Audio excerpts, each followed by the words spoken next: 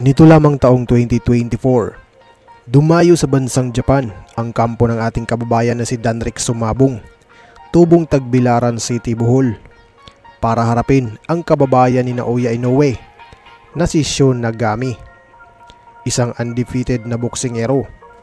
Siya ang JBC Japanese Youth Flyweight Champion. Hindi pa ito nakaharap ng Pinoy sa kanyang buong karera. Wala pa itong idea kung ano ang lasa ng kanyang susunod na lalantakin. Samantalang ang ating kababayan naman, mga boss, ay mas malawak ang karanasan nito pagdating sa bakbakan sa ibabaw ng lona.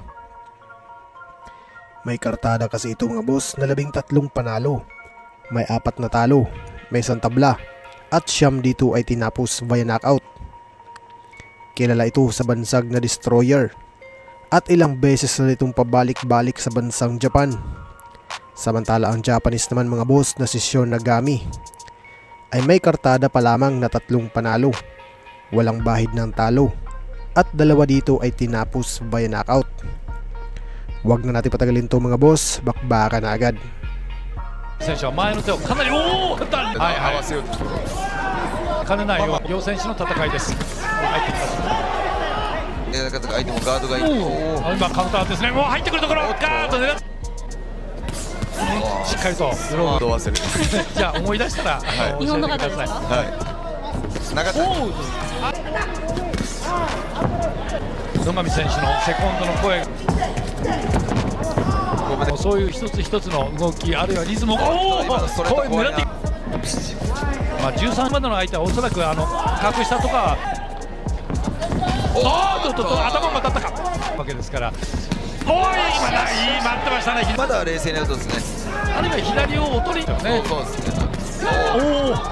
KO に持っていくためね、例えば野上選手を呼んで今こう持っていったなというところがありました。上に行く選手は。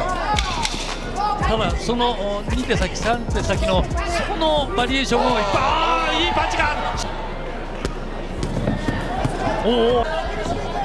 スマボンに、はい、パンチというか息があってもう狙ってきますでしょうからね。いい感じです。左から出てきます。スマボンデストロイヤー一発顎のあたりか。野上入ってくるところ左この辺り一戦一戦やること成長があるという言い方もありますもんね。あるいは苦しんだ試合、そんな試合。Hanggang dito na lang muna ang ating video ngayon, mga boss. Kaya kung ngayon ka palang napadpad sa ating munting channel, mas maganda kung nakasubscribe ka na para lagi kang ma-notify sa ating mga bagong uploads. Maraming salamat sa inyong walang sawang suporta. Mabuhay, ingat po, and God bless!